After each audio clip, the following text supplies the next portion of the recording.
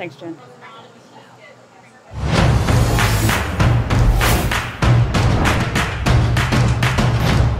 What's up, America's Best Restaurants? I'm Danielle Temo here for the ABR Roadshow. We are in Queensbury, New York today at the Heidelberg. Now think German and American food all in one. Let's go try it out.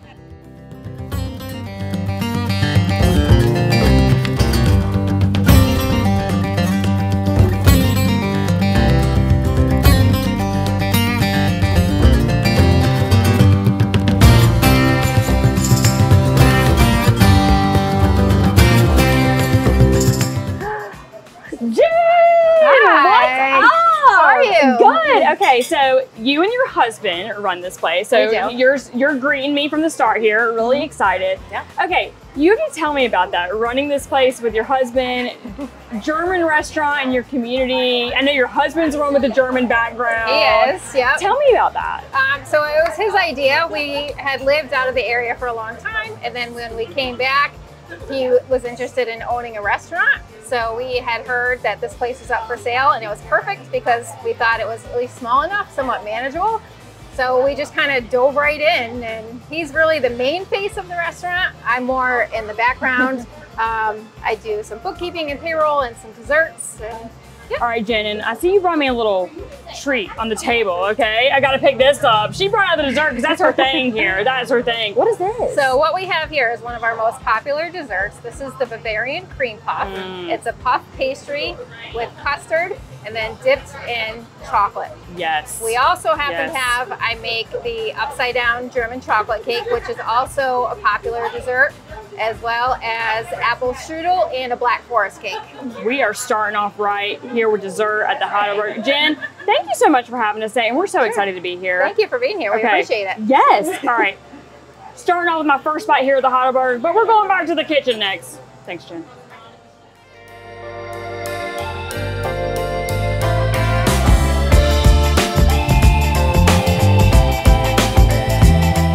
We've made our way back in the kitchen with the other owner, John. Now, just met your lovely wife. Yep. She greeted us here today. Got me back in the kitchen. Now, I was telling y'all, I don't know much about German food. So this is my true first experience. So awesome. I'm excited to learn about it. And what are you going to be making me?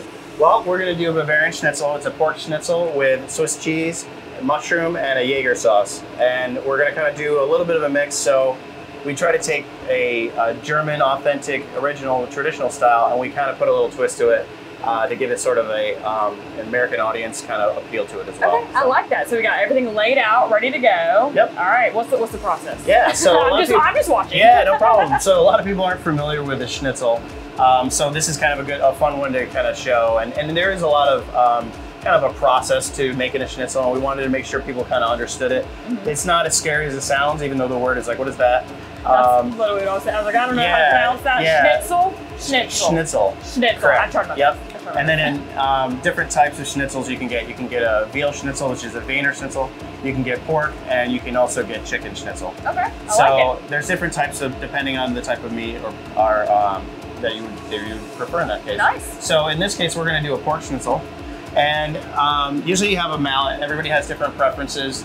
Okay. You can go from the really small mallet to the Thor style mallet. Ooh, that's intimidating. And then depending on your mood, if you're really in a bad mood or whatever, you can actually use the brass knuckle mallet. But today, correct. But today I'm feeling all right, so I'm going to go with the smaller mallet, and we're going to try that one out. All right. So usually what you do is you take a pork loin, and you want to take off all the trimmings and that, get it a nice clean cut, and then you start out essentially with plastic wrap because that actually keeps it smooth, so you don't tear the meat. And ideally, what you're trying to do is you want to get it even. So in here, I have sort of a thinner area, and what I want to do is kind of work this side out a little bit so that you get an even cook. All right. Remember, this is just one schnitzel. I know. I'm like. So we will spend a good several hours prepping just to make, let's say a good sized dinner portion for someone. Yeah. Are you selling a bunch of these? We do. We sell a lot of schnitzels. They've become really popular lately. People, because they try them and they're kind of intimidated, but then they start trying it. Okay. And they realize like, wow, this is really good. It's not that crazy. So It's not too far from like an Italian veal parm, you know. So what you're doing is we're just adding a different style of gravy or a different side of sauce that goes on top, and that's where you see a lot of cross cultures happening and things like that. I like that. So ideally, you can see how thin it is. When you look at it, you kind of want to almost see through it, but there's no pieces through.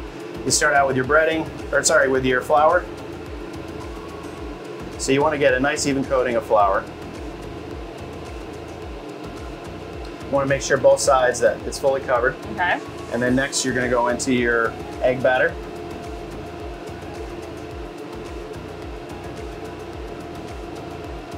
And again, making sure you get full coverage on that as well. Otherwise it won't stay on very well. And then last, your breadcrumbs. All right, nice. And we kind of do like a mixed seasoning. We do sort of like a panko mixed with some seasoning and a smaller ground so that you get a nice texture. Yeah. A lot of people prefer just sort of one style. We've kind of adapted it over the years, and we've, you know, sort of done this new. And you don't want to push it in too hard, but you want to make sure you have full coverage. Full coverage, okay. All right, and then essentially that's what you're getting here, is you've got now your schnitzel. Now, usually we like this to rest for at least 20-30 minutes, so that it kind of takes into the breading. Yeah. So what I'm going to do is I'm going to cheat, and I'm going to take my schnitzel over here, out of here, and I'm going to take one that has been pre-breaded. Okay. And this one was breaded about 20 minutes ago. And what we do is we bread it a second time. Okay, you bread it a second time. Yep. Okay. Not everybody does that, but we actually have found that actually works out better. All right. So then once we get kind of a next second coating.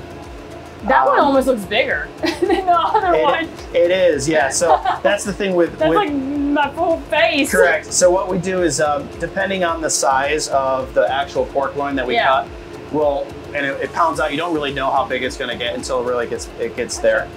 We try to, you know, we portion everything accordingly. So it might be like a piece and then a little bit of another piece to kind of make up for it. So like that one would come with maybe another piece. Like, so it would be 2 pieces. Yeah. So it depends really on the size of your loin. Okay. All right, now that we've got our schnitzel ready, we test our temp on our oil. And what you do is you sort of put a couple pieces of breadcrumbs in there. If it starts to bubble up, then you know you're ready to go. You place your schnitzel in the oil. Ooh. Oh, that takes up the whole pan. So what we're doing is we're getting 2 sides for a few seconds. Now normally in the German tradition you'd cook the whole time just inside the skillet, and then that would be done. But since we're doing a Swiss cheese topping and also the Jaeger gravy as well, we want to kind of put that together. Also, I'm going to get my mushrooms ready.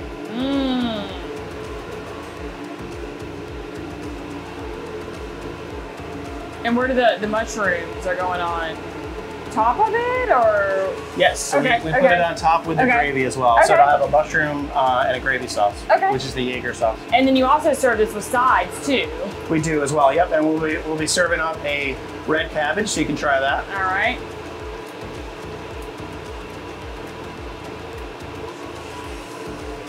Ooh, that looks yummy. I'm like just peeking over your shoulder, seeing what's happening. So what I do is I look for a specific color that I'm looking for. And then what I'm going to do is kind of finish it off here.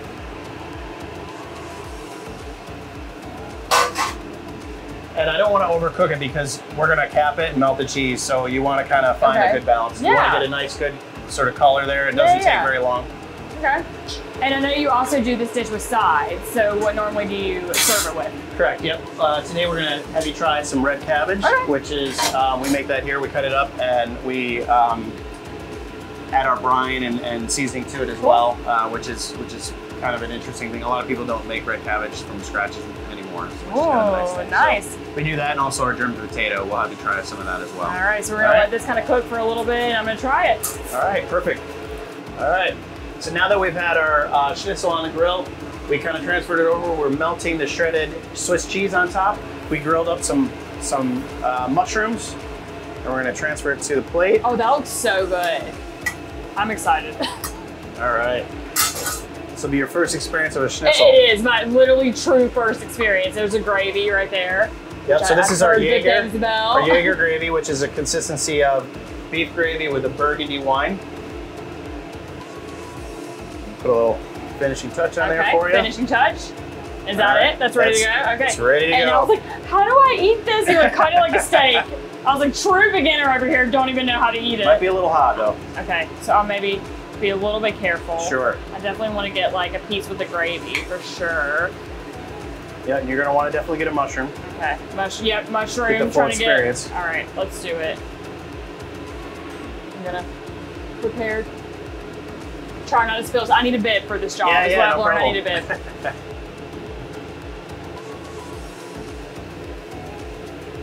That's really good. It's good, right? Oh my god! I know people are surprised by it, and that's really flavorful. Yeah, and so people are really starting to. We're introducing that, and people are really. It's catching on, and it's a great way to kind of get into trying a schnitzel. You can obviously do a plain schnitzel where you just put lemon on it, but this is kind of a nice, kind of a happy medium. It's very flavorful. It is really, and the gravy, it's really flavorful. Great. You have to tell me about your being back in the kitchen, your experience. Like, did you just want to do it for this restaurant, or were you always kind of cooking? Yeah, I started just dabbling in cooking. Yeah, awesome. I started kind of cooking at school, but it was really more as a hobby and cooking for some of my friends. I kind of went into the corporate world. I went for school for corporate work, kind of job situation, and I stuck to that for about 15, 20 years. And then I kind of made I call it like my midlife crisis change in life. And I was speaking to my wife one night, and I was like, well, what could I do differently? And it's funny enough, I actually Google searched like changing my career, and a career coach ad came up, and I thought it was kind of a joke. And I got a call the next day from a career coach, and they said, it's free of charge. We'll help you try to figure out where you want to go. And they were actually trying to get me to buy into franchises. And through that discovery process, I found that I definitely didn't want to go into franchises, but I wanted to have my own kind of restaurant, my own business. And that was part of the whole process. They said, well, have you considered, food service and restaurant? And I said, well, I just don't. I don't have the background. I worked in restaurants, high school, I was a server and I helped as a busboy, but I never really, I did a dishwashing, but I never was a cook. So to me, that was intimidating in my 40s to switch my career and do something different. So, we've had the restaurant for about 9 years now. And for the first 4 years, I kind of watched the chefs that we had, and I kind of got into seeing what they were doing and learning from that process. And when COVID happened, we had a lot of change in staffing. We had a lot of change in people had left the career. Our main cook had retired. We ended up, I had to jump in the kitchen, so I had one of our other cooks kind of train me, and I had them really get me up to speed. So probably the last 4 years, I've been full-time in the kitchen helping out here. Well, it's a good thing because you know what you're doing. Yeah, so we've kind of recruited this team, and we've got a really good team now.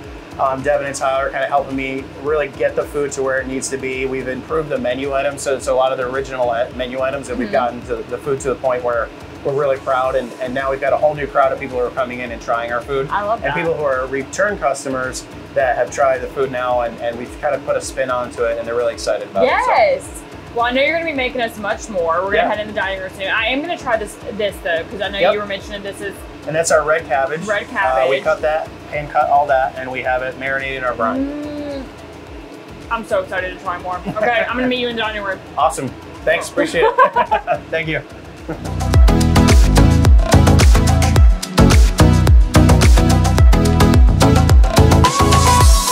All right, we were just back in the kitchen, and I said, much more food to come, and here it is, ready to go. I'm going to be digging into all of this. Tell me about these dishes. Let's start with this one. Sure, yeah. This is our sauerbraten, and our sauerbraten is a marinated Adirondack that we marinate in like a vinegar-based brine with pickling sauces and things like that. And we cook it for about 5 hours after that. So it's kind of a process. You have to kind of let it sit for a while. If you pull it too early, it isn't quite right. And then when you cook it, you slow cook it so you get kind of a nice tender touch to it. Also, the gravy is a beef, and it's a sort of like a beef ginger snap mixture with other seasonings as well. And that's sort of a traditional with the ginger snap in certain regions of Germany. I got my bite ready to go. Trying to get like all the gravy on it as possible. Let's do it. Very flavorful. Yeah? Awesome. That's really good. Very good. Juicy. Nice, nice. As I'm chewing, let's go to the next All right, let's dish. talk about the next one. So currywurst. Currywurst is another one that again, we make all of our gravies here. So that is something that it takes a lot of time, takes a lot of energy. And when you're making your gravies, it's hard for consistency, but we've got a good team behind behind the kitchen, and we want to keep everything so that it's consistent and stays with that flavor. Now, currywurst it's a mixture of curry, chili, seasoning, and ketchups and sugars. But that's something that came from the part of Berlin in Germany, where a German cook, she wanted spices, and during World War I, it was hard to get spices, so she wanted to try some new things. And she got some spices from some English soldiers, and so it's an English curry. And she made this, and it's on our wurst, which is our bockwurst and a Bauernwurst sausage that we grill up and we put on top of fries. Okay, let me get a bite of this. And your sauces are really, like, you have a way with your sauces in each dish. So tell me about that a little bit. Yeah, I think the sauces themselves, we try to complement the food itself. It all stems from sort of German cooking, but we've Aren't you a good one? that's great, thanks. Yeah. So we kind of have adapted a little bit to it to make it a little more appealing to also Americans as well. So it has a little bit of a flavor of German and American mixture as well. I like it. And then that's not too spicy at all. Like, it has a little kick, but not like anything crazy. Yeah, and I think some people think curry, sometimes it could be a little spicy, but that's actually pretty mild. It has a nice like kind of flavor in the back of your throat, but it's nothing too crazy. No, it's not at all. It's like just how it needs to be. Yeah, exactly. Really good. Thanks. Okay, and then last but not least, I just slide the other dish over to myself over here. Oh, here you go. I'll help you with that. If you want any of it, feel free, because I'm not eating this all by myself. Oh yeah, I might have some of this here. Okay, and then this is like a hash brown. What is this? A potato? That's a German potato cake. Yep. Cake. And we make those as well. And it starts out sort of balled up as the mixture that we make. And then what you do is you put it flat on the grill, and then you grill it up, and then you grill it for a couple minutes, and then you just hit it in the fryer for a few seconds later to give it crisp at the end. And that's applesauce. You can either put it in applesauce or you can put it in sour cream. Okay, well, we got the applesauce, so let's try it with the applesauce. That's nice because it has a good sweet flavor and balance. Let's do it. All right. That applesauce, oh my gosh. It's good with a potato, right? Take two. And then you brought the beers too, of course. Yeah, of course, yeah. I'm talking with my mouth full, but who cares? It is what it is. You have like these big boots back there. Like, we do, you can like really party here. Yeah, so we have different sizes for how much you want to party, I guess. All right, you also brought out beers for us, and you got like these big boot glasses back there. I'm sure it's a lot of fun for like when Oktoberfest rolls around. That's right, yeah, and we try to almost feel like it's Oktoberfest year round. I go to Germany pretty often. I have friends in Munich, and I just try to soak up the culture and bring it back to this area. We're near the Adirondacks. There used to be about 8 or 9 different German restaurants, and we're the last one in this area. So we're just kind of holding on to that tradition and that kind of feel. And when people want to just get a fix for Germany who have been there or haven't been there, they can come here to visit. Also, we have different sizes. So we have our half liter, which is a little bit over a pint. And then we have our full liter, which is what you get in Oktoberfest. That's all they serve in Oktoberfest. And then we have our Das Boot, which is we have it as a liter and a 2 liter. So if you really want to kind of get the whole feeling of October and Fest and have fun and kind of get a full meal together, those are the options you can have as well. And I'm sure that's when the outfits really come out too. Some people wore the outfits today because we're here filming, so they had to show their best, their best dress. That's right. I love that. The outfits are so unique. They are, yeah. And in Germany, they have. Most people think lederhosen looks the same, but there's different styles of lederhosen. Just like any style of culture in the U.S., each town has a different style of banners or different jewelry that goes with it as well, and the dirndls are all sort of different based on the certain region of Germany. So we do get some people come in and they wear it for that, and they have they kind of have that full cultural feel as well in the U.S. So. It really is a unique spot, and really the only spot of its kind in this area, right? It is, yeah. The place has been around since '72. The original owner was from Heidelberg, and he married a local girl here who was a nurse, and then they formed the restaurant, and ever since then we're actually the 4th owners. I've had the restaurant for about 9 years now. You and your wife, actually, we were like laughing. She doesn't have the German background. You have the German background. Correct, yeah. So that's how I test a lot of the foods, because she doesn't really like German food and I do. So I thought, I'm like, this is great. And then I'll have her try it. She's French and she's just like, eh. And she's very honest with me. She'll say it's not good or bad. So she's definitely a contributor to getting our food to a level that she'll keep it real, so you know if she likes it, exactly. Then okay, we're doing something right here. That's right. German food. Yep. I love it. Okay, and then social media, you got a Facebook page, a website. Tell me where people can find you. Sure. So we have our Facebook page, which is Heidelberg Restaurant. And then we have our website, which is heidelbergny.com, where you can kind of see our menu items and any updates and things like that. Nice, love it. Okay, well, I wanted to end this with a little cheers. What do you think? Yeah, well, cheers is the American and the Irish version, but we can do the German version, which is actually Prost. Okay. And I'll give you a little lesson in Prost. Prost. Okay. So you have to say it with sort of like a deep Prost. Prost. Yes.